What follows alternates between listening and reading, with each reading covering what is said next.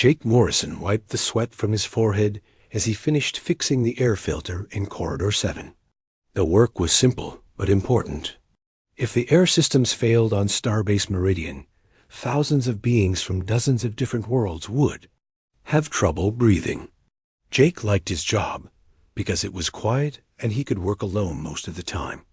The starbase was huge, bigger than most cities back on Earth. It floated in space between 3 star systems, making it the perfect place for aliens to meet and do business. Ships came and went every day, bringing traders, diplomats, and travelers from across the galaxy. Jake had been working here for 2 years, and he still felt amazed when he saw new alien species walking through the halls. Today was different, though. The Veltari had arrived. Jake had heard about them, but never seen one before. They were tall and thin, with pale blue skin that seemed to glow softly in the station's lights. Their eyes were large and dark, and they moved in a graceful way that reminded Jake of dancers. But the most important thing about the Veltari was that they could read minds. The other maintenance workers talked about it during lunch breaks. "They can see right into your head," said Pete from engineering. "Know what you're thinking before you even think it." Most humans found this scary. Jake wasn't sure how he felt about it yet. He packed up his tools and started walking toward the diplomatic section.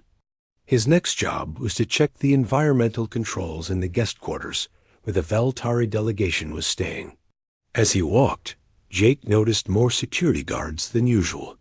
Commander Ross was taking no chances with these important visitors. Diplomatic section was fancier than the rest of the station.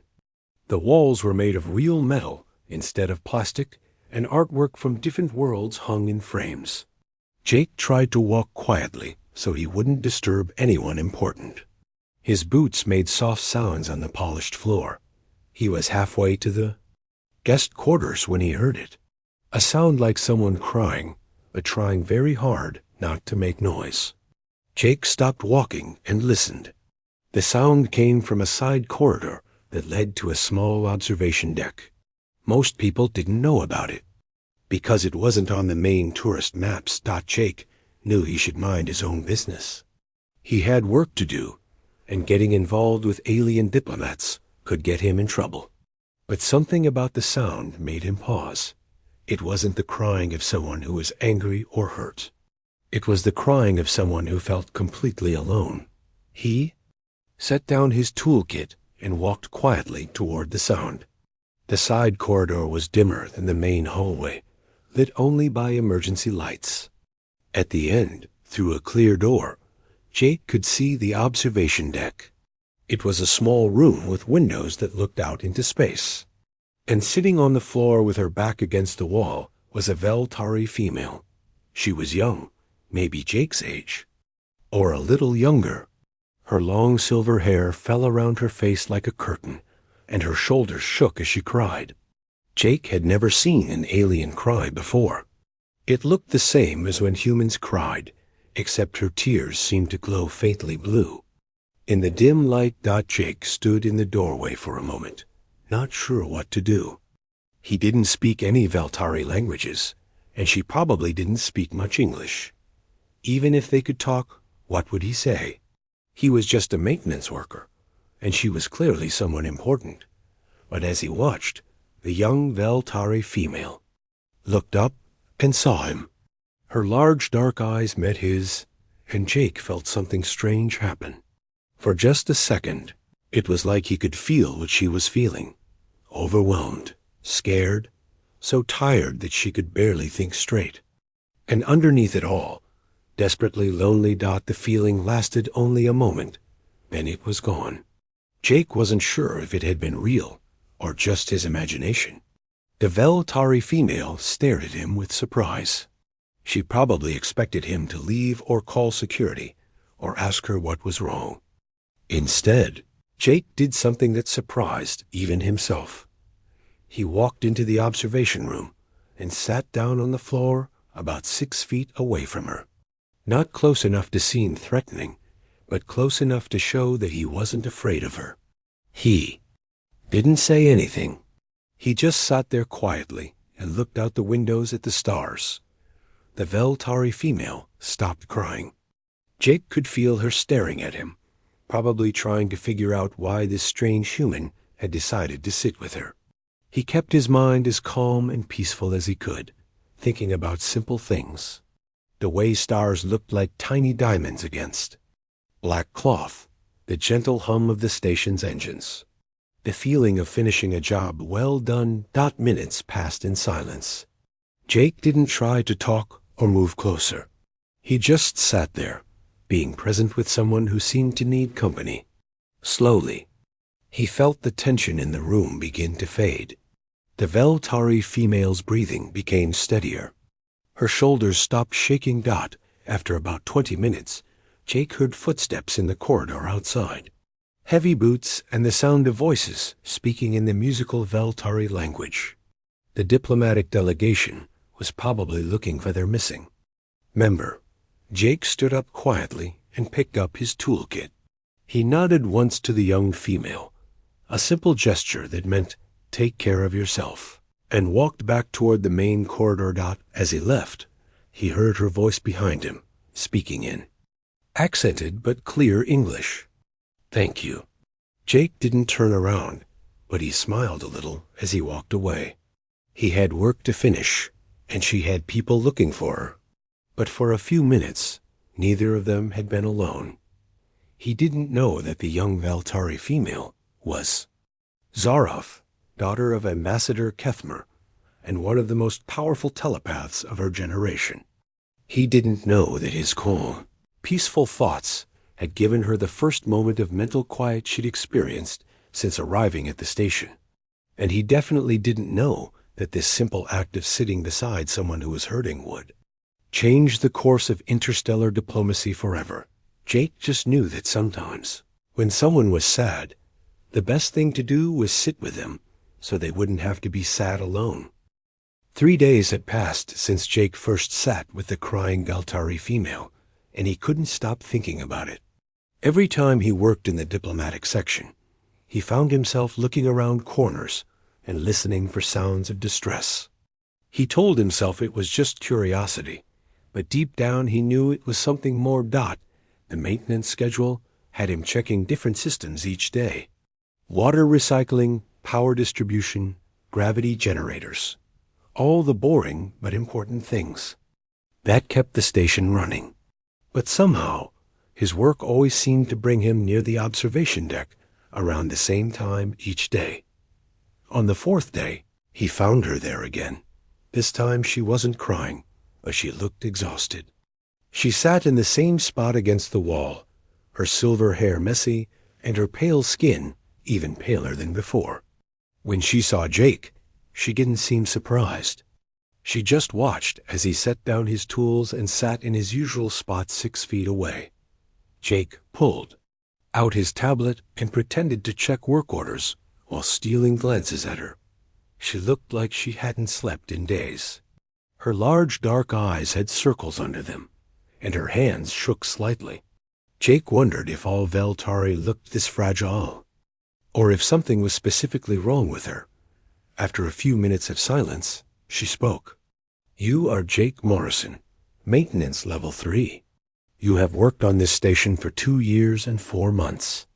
Jake looked up from his tablet, surprised. "How did you know that?" "I can read minds," she said simply. "It is what my people do." "But your mind?" She paused, searching for the right words in English. "Your mind is quiet. Most humans think very loudly. Too many thoughts at once. It hurts to listen. But you think in straight lines, simple and clean." Jake didn't know what to say to that. "Is that why you were crying the other day? Because of the loud thoughts?" She nodded. "There are thousands of beings on this station. Humans, Kalish, Zephyrians, Kurtani, others. All thinking at the same time. All feeling emotions very strongly. For my people, it is like being in a room where everyone is shouting." "That sounds terrible," Jake said, and he meant it. He couldn't imagine what it would be like to hear everyone's thoughts all the time. Most of the time, I can filter it out, she continued. But this place is too crowded. Too many minds pressed close together. I cannot make it stop. She pressed her palms against her temples. I have not slept properly since we arrived. Jake felt sorry for her. He had always liked quiet places himself, but at least when things got too noisy, he could go somewhere else or put on headphones. She was stuck with voices in her head that she couldn't turn off. I am Zareth, she said, daughter of Ambassador Kethmer. I am supposed to help with the trade negotiations, but I can barely think straight. What kind of help? Jake asked. I read the emotions of the other negotiators. Tell my father if they are lying or hiding something. It is important work, but I cannot do it when my mind is full of noise. Jake nodded. That made sense. If you could read minds, you would be very useful in business deals. But it also sounded like a lot of pressure for someone who looked as young as she did. They sat in comfortable silence for a while. Jake went back to his tablet, checking inventory, lists and maintenance schedules. Simple, boring work that required calm, organized thinking. He noticed that Zareth's breathing had become slower and more relaxed. Your thoughts help, she said quietly. When you think about your work, it is like a quiet river flowing over loud rocks. It makes the other voices easier to ignore. Jake wasn't sure he understood completely, but he was glad he could help somehow. He had never thought of his mind as particularly special. He just liked to focus on one thing at a time and do it well. A few more days passed, and Jake found himself timing his maintenance rounds to be near the observation deck when Zareth needed quiet time. They didn't talk much, but they didn't need to. Jake would sit and think calm thoughts while Zareth rested her mind. Sometimes she would tell him about her home world, where Veltari lived in small groups and mental privacy was considered very important. Other times she would ask him about Earth, curious about a world where people couldn't hear each other's thoughts. But not everyone was happy about their friendship. Morrison, Commander Ross called as Jake was leaving the diplomatic section on the 7th day. A word. Jake followed the commander to her office, a small room filled with security monitors and administrative paperwork. Commander Helen Ross was a serious woman who had been in charge of station security for 5 years. She didn't smile often, and she wasn't smiling now. I've been getting reports about you spending time with the Veltari delegation, she said, sitting behind her desk. Care to explain? Jake shifted uncomfortably. I was just doing my job, ma'am. Checking systems in the diplomatic section. According to the security feeds, you've been sitting in the observation deck with Ambassador Kethmer's daughter, daily, for extended periods. Commander Ross pulled up a video on her tablet, showing Jake and Zareth sitting together. This looks like more than routine maintenance. Jake didn't know what to say. He couldn't explain about Zareth's telepathic problems without sounding crazy. She seemed upset. I was just being friendly. Friendly. Commander Ross leaned back in her chair. Morrison, do you understand how important these negotiations are? The Veltari control shipping routes through 3-star systems. One wrong move could cost humanity billions of credits in trade deals. Yes, ma'am. Then you'll understand why I can't have a maintenance worker interfering with delicate diplomatic relationships. She tapped her fingers on the desk. Stay away from the diplomatic section unless you have specific work orders. And absolutely no more casual conversations with alien dignitaries. Jake wanted to argue, but he knew it wouldn't help. Understood, Mom. As he walked back to his quarters that night, Jake felt worried. Not about getting in trouble with his boss, but about Zareth. If she was having trouble sleeping and concentrating because of all the mental noise, what would happen when she didn't? Have their quiet time together?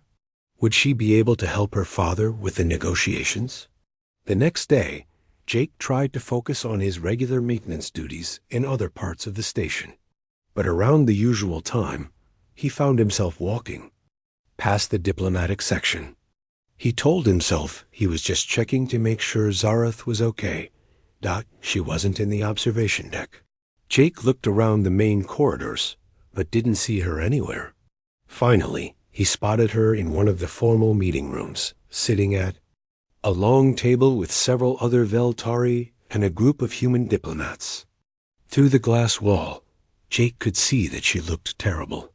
Her hands were pressed against her temples, and she was shaking her head as if trying to clear it.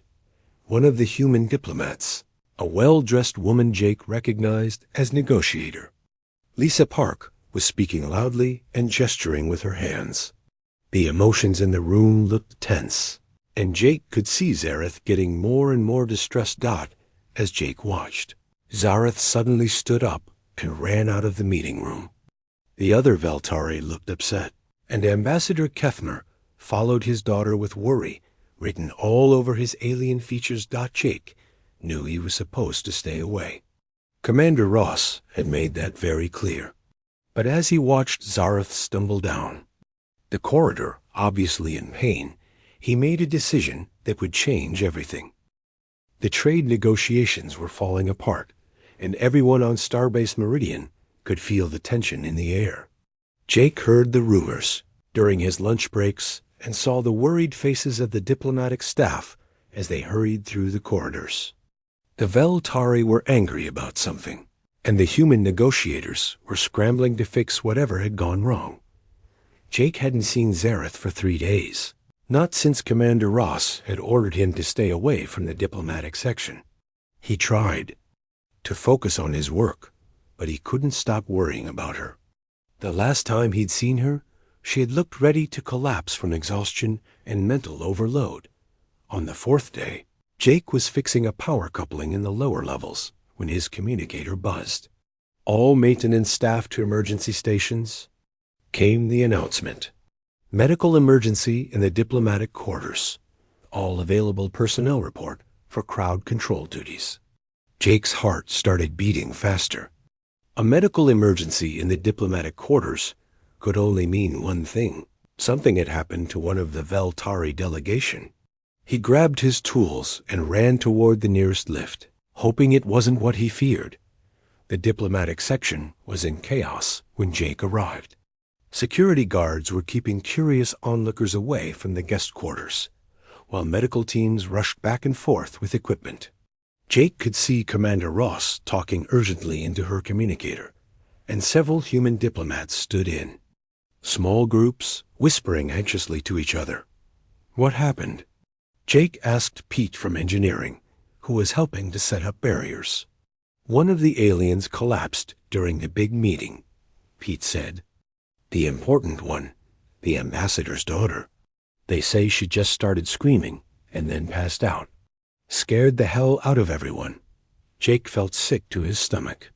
He pushed through the crowd, ignoring the protests of security guards, until he could see into the medical bay where they had taken Zareth. Through the transparent wall, he watched Veltari medical specialists working over her unconscious form.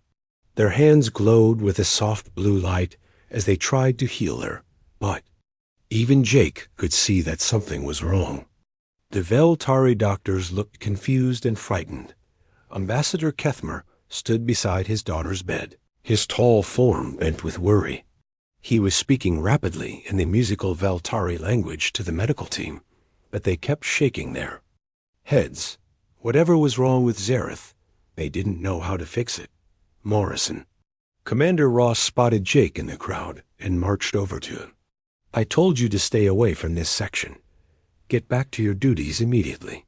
But Jake wasn't listening. As he watched the Veltari doctors work, he remembered what Zareth had told him about their healing methods. They used mental connections to fix injuries and illness, sharing their strength with the patient.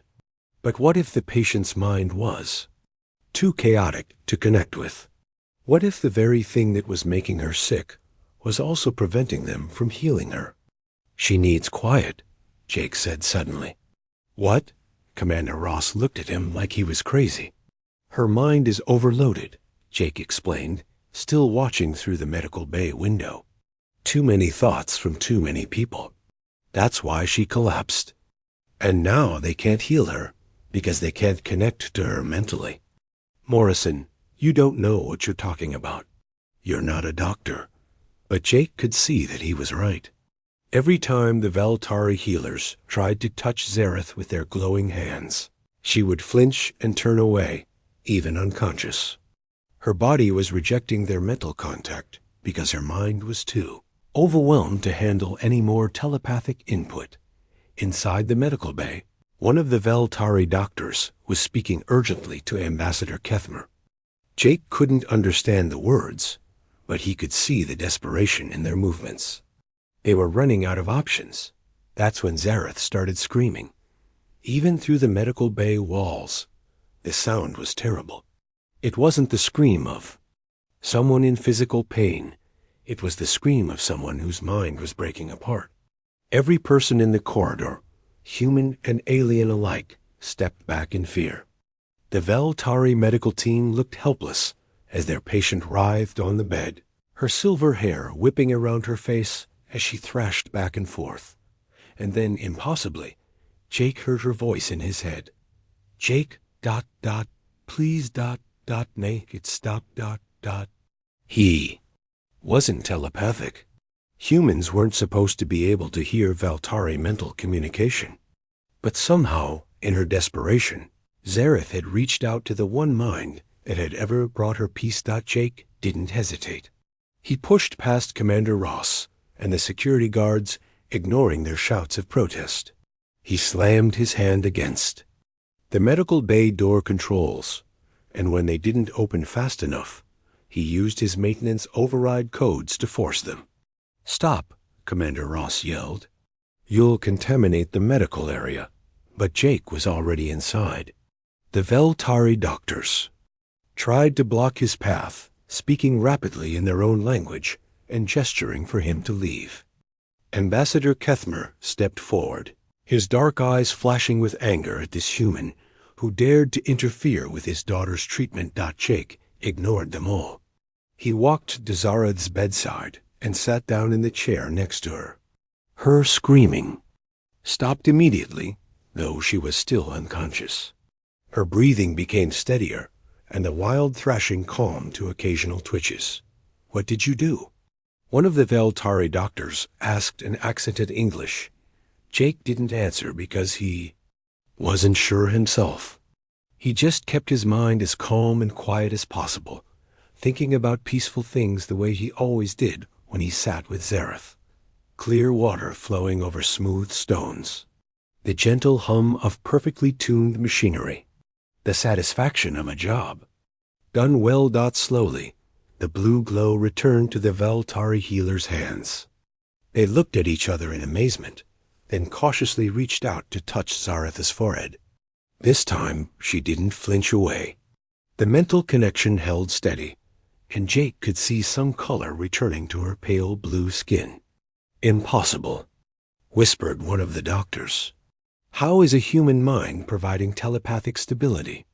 Ambassador Kethmer stared at Jake with a mixture of confusion and wonder. You are the maintenance worker, he said, the one who has been sitting with my daughter. Jake nodded. She was hurting. I just wanted to help. Help, the ambassador repeated the word slowly, as if tasting its meaning.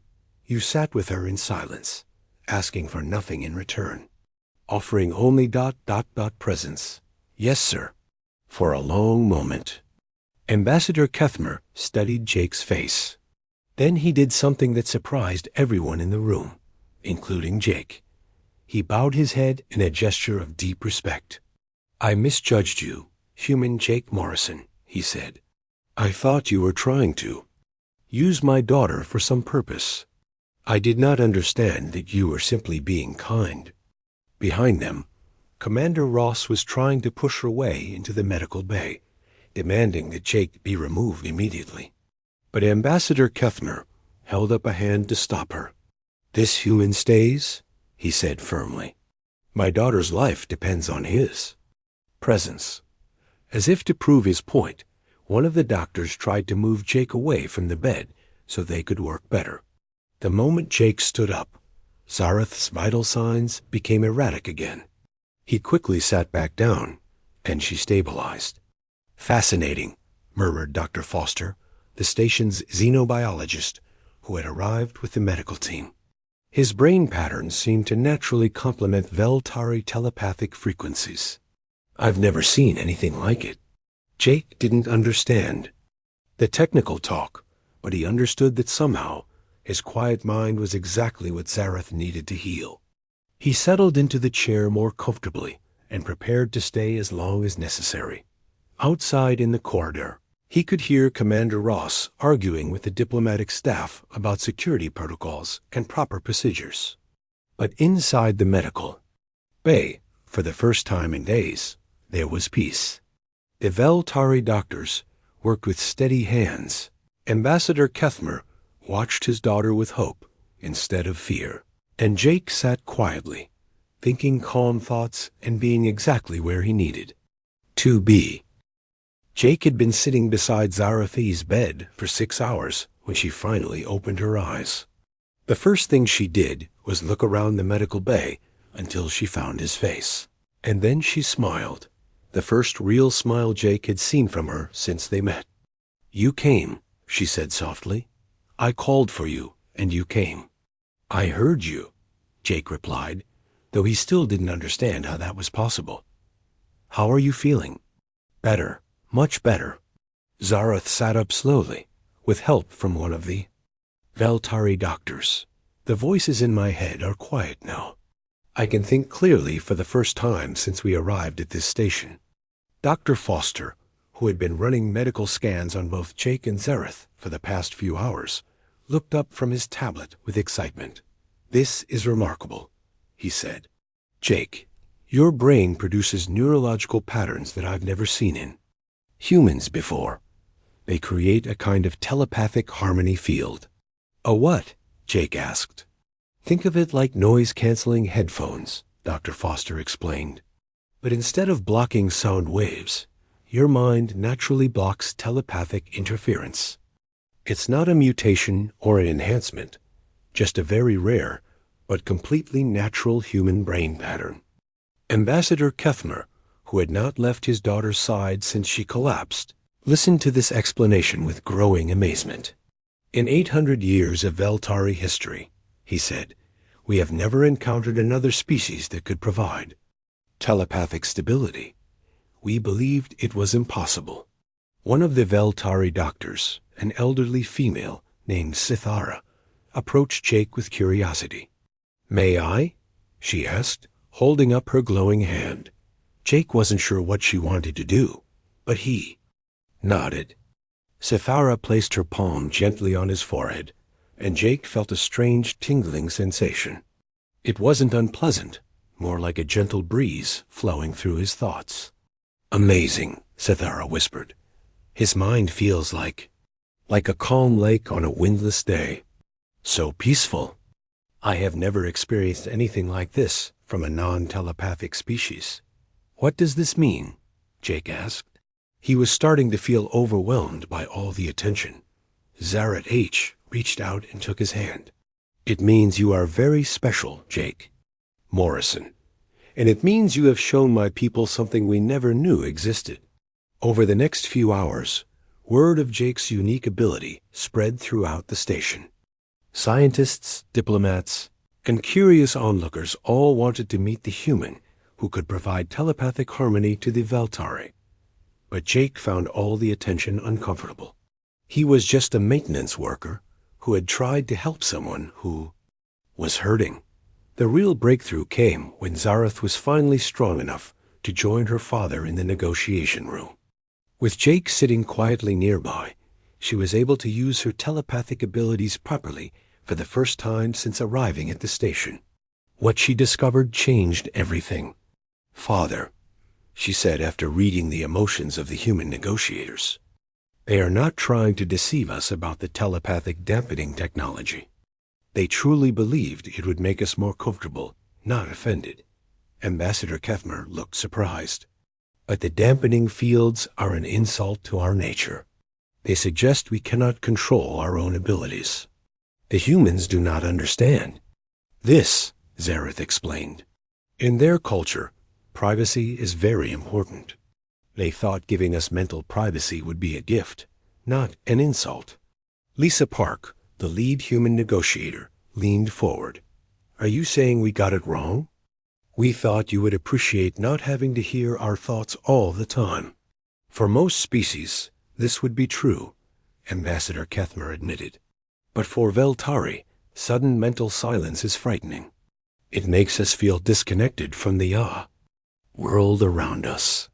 Jake listened to this conversation with growing understanding. The trade negotiations had failed, not because anyone was trying to cheat or lie, but because both sides had completely misunderstood what the other wanted. The humans had tried to be respectful by offering mental privacy, while the Veltari had seen this as rejection and suspicion. What if we tried a different approach? Jake suggested quietly. Everyone in the room turned to look at him, and he felt his face get red with embarrassment. I mean, what if instead of blocking telepathic contact, we found ways to make it more comfortable for both sides? Explain, Ambassador Kethmer said. Jake took a deep breath. Well, Zareth told me that human thoughts are usually too loud and chaotic for Veltari to handle comfortably. But what if we could train some humans to think more calmly during negotiations? Not blocking their thoughts, but organizing them better? Dr. Foster looked intrigued. Meditation techniques, perhaps. Mental discipline training. It's not impossible. And, Zareth added, getting excited by the idea, we could teach willing humans some basic telepathic etiquette. How to structure their thoughts in ways that are less overwhelming for us to read. Lisa Park nodded slowly. So instead of trying to hide our thoughts from you, we learn to present them more clearly? Exactly, Ambassador Kethmer said. This would show trust instead of suspicion, partnership instead of separation. The room fell silent as everyone considered this new approach. Jake could see the excitement building on both sides as they realized the possibilities. Instead of trying to avoid the differences between their species, they could learn to work with those differences. There is one problem, Cethara said. This approach would require extensive cultural exchange. Humans would need to spend time on Veltari worlds, and Veltari would need to live among humans. It would be a much deeper relationship than simple trade agreements. Is that a bad thing? Jake asked. Ambassador Kethmer smiled. The first time Jake had seen the stern diplomat look truly happy. No, young Jake Morrison, it is a wonderful thing. But it is also something that has never been attempted between our species. Maybe it's time to try something new, Lisa Park said. These trade routes are important, but if we can build real understanding between our peoples, the benefits could be much greater than just economic. As the negotiations continued with this new direction, Jake found himself in a strange position. Diplomats and scientists kept asking for his opinions, treating him like an expert on human-Veltari relations. But Jake didn't feel like an expert. He had just sat with someone who was sad and tried to help her feel better. Later that evening, as the formal talks were wrapping up, Zareth found Jake in his usual spot on the observation deck. She looked healthier than she had in days, with color in her cheeks and brightness in her dark eyes. Thank you, she said, sitting down beside him. Not just for today, but for every day. You saved my life, but more than that, you showed my father and my people something important about humans. What's that? Jake asked. That you can offer help without wanting anything in return. That you can sit with someone in their pain without trying to fix them or use them. This is not common in the galaxy, Jake Morrison. Most species help others because they want something back. Jake thought about this. But that's not really helping, is it? That's just making a deal. Zareth smiled. Exactly. And that is why what you did was so special. You taught us that humans are capable of true kindness. As they sat together watching the stars, Jake realized that his simple act of sitting with someone who was hurting had somehow changed the course of interstellar diplomacy. But more importantly, it had helped a friend when she needed it most. And that, Jake thought, was what really mattered. 6 months later, Starbase Meridian had become a very different place. The successful human Veltari cultural exchange program had attracted attention from across the galaxy, and delegations from dozens of species were arriving to learn about. This new approach to interstellar relations. Jake still worked in maintenance, but his job had changed dramatically. Instead of just fixing air filters and power couplings, he now helped train other humans in what Dr. Foster had officially named telepathic harmony meditation. It turned out that while Jake's natural ability was rare, other humans could learn to create calmer, more organized thought patterns with practice. The training center was located in what used to be an empty cargo bay. Jake stood in front of a group of 20 volunteers, traders, diplomats, scientists, and even a few maintenance workers like himself.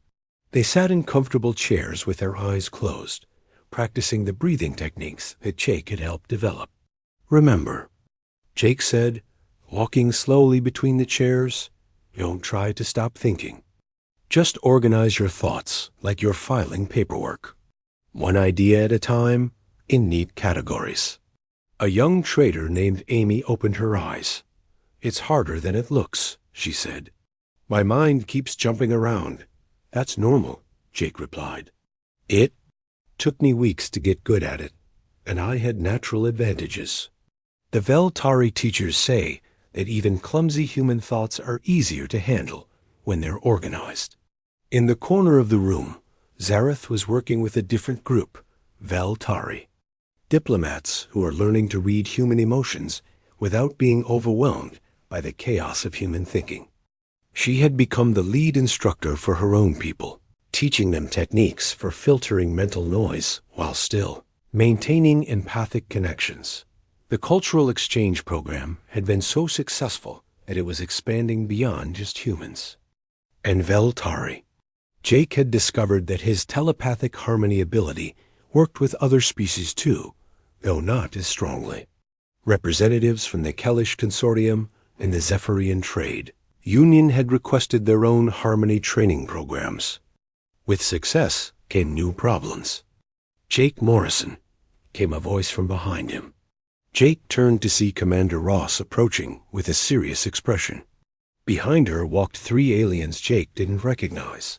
Tall, thin beings with gray skin and multiple arms. "Commander," Jake said, wondering what he had done wrong this time. "These are representatives from the Nexari Empire," Commander Ross explained. "They want to speak with you about your abilities." The lead Nexari stepped forward. Its voice was flat and mechanical when it spoke English. "Human Jake Morrison, we have heard of your telepathic harmony capabilities. The Nexari Empire wishes to acquire these abilities for our own purposes." Jake felt uncomfortable with the way the alien said, "acquire." "I'm sorry, but I'm already committed to the cultural exchange program. I don't think I have time for additional training sessions." "You misunderstand," the Nexari said. "We do not wish you to train our people. We wish to study your brain patterns and replicate them artificially. Our scientists believe they can create technological devices that produce the same telepathic harmony effects." "No," Jake said immediately. "That's not what this is about." The Nexari's multiple eyes blinked in what might have been surprise. "You refuse? We are prepared to offer substantial compensation. Your primitive human currency would be increased by factors of thousands." "It's not about money," Jake explained. "The harmony effect isn't just a brain pattern. It comes from genuine caring about other people. You can't replicate that with technology." Commander Ross looked nervous. The Nexari Empire was powerful and had a reputation for taking what they wanted, whether it was offered freely or not. "Perhaps we could arrange some kind of limited partnership," she suggested diplomatically. But Zareth had noticed the commotion and was walking over with several other Valtari. When she heard what the Nexari wanted, her expression became stern. A telepathic harmony is not a commodity to be bought and sold, she said firmly.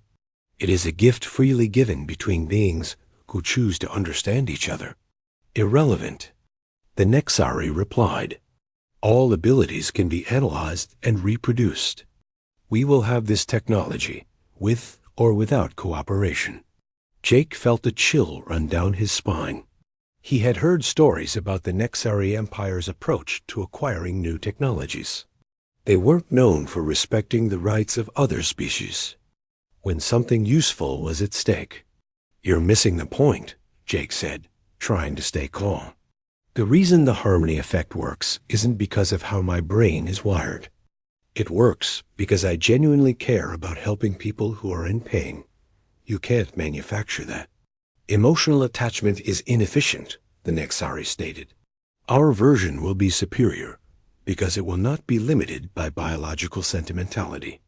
That's when Ambassador Kethmer arrived, having heard about the confrontation from other members of his delegation. With him came representatives from several other species that had been working with the Cultural Exchange Program. The Nexari approach fundamentally misunderstands what has been accomplished here, the ambassador said. The telepathic harmony is not a tool to be exploited. It is proof that genuine empathy can bridge any gap between species. A Kellish diplomat, her fur bristling with agitation, stepped forward. The Kellish Consortium supports the human Veltari position. We have seen how their approach creates real understanding between our peoples. The Nexari method would destroy this. More voices joined in support of Jake and the exchange program. The Zephyrian representative spoke of how the harmony training had helped their traders communicate more effectively with telepathic species. A Cartani scientist explained how the program had led to breakthrough research in interspecies psychology. The lead Nexari looked around at all the opposition with what might have been confusion. You choose inefficiency over advancement. This is illogical. Maybe, Jake said, but it's also human. And apparently, it's something a lot of other species value too. You cannot stop scientific progress, the Nexari warned. If you will not cooperate, we will find other ways to obtain what we require. Good luck with that, said a new voice. Everyone turned to see Dr. Foster approaching with a tablet full of research data. I've been studying Jake's brain patterns for months, and I still don't fully understand how they work. The effect seems to depend on factors we can't measure. Intention, empathy, genuine care for others. You can copy the neurological patterns, but without the emotional context, they're just meaningless electrical signals. The Nexari delegation left without another word, but Jake could tell this wasn't over. Commander Ross looked worried, and even Ambassador Kethmer seemed concerned about potential Nexari retaliation. But in the days that followed, something unexpected happened. Word spread throughout the galaxy about the confrontation, and the response was overwhelmingly supportive of the human Veltari approach. Species after species sent messages expressing interest in cultural exchange programs based on genuine understanding rather than technological exploitation. The Altarian Republic requested harmony training for their diplomatic corps. The Stellar Confederation wanted to establish permanent cultural exchange stations. Even some of the more isolated species began reaching out. Curious about this new form of interspecies cooperation, Jake found himself at the center of something much larger than he had ever imagined. But despite all the attention and responsibility, he never forgot the simple principle that had started it all. One evening, he was sitting in the old observation deck where he had first met Zareth. She joined him there, as she often did when the day's work was finished. Do you ever regret it? She asked. Your life was much simpler before you decided to sit with a crying alien. Jake thought about this seriously. His life had become complicated in ways he never could have predicted. He was now responsible for training programs that affected interstellar diplomacy. Scientists studied his brain patterns, and diplomats asked his opinion on matters of galactic importance. Sometimes he missed the quiet simplicity of just fixing things and being left alone. "No," he said finally. "I don't regret it. You needed someone to sit with you, and I was there." Everything that happened after that was just ... bonus. Zareth smiled. "You still think of it in such simple terms. Sitting with someone who is sad." "Because that's what it was," Jake replied. "And that's what it still is, even with all the fancy programs and cultural exchanges. People helping people because it's the right thing to do." As they watched ships coming and going from the station's docking bays, Jake realized that this was exactly where he belonged. Not because he was special or had unique abilities, but because he had learned something important. Sometimes, the most powerful thing you can do is simply be present with someone who needs you. The cultural exchange program continued to grow, spreading throughout the galaxy and changing how species interacted with each other. But at its heart, it remained what it had always been. One person choosing to sit beside another and say, without words, "You are not alone." And in a vast, often cold universe that turned out to be the most revolutionary idea of all,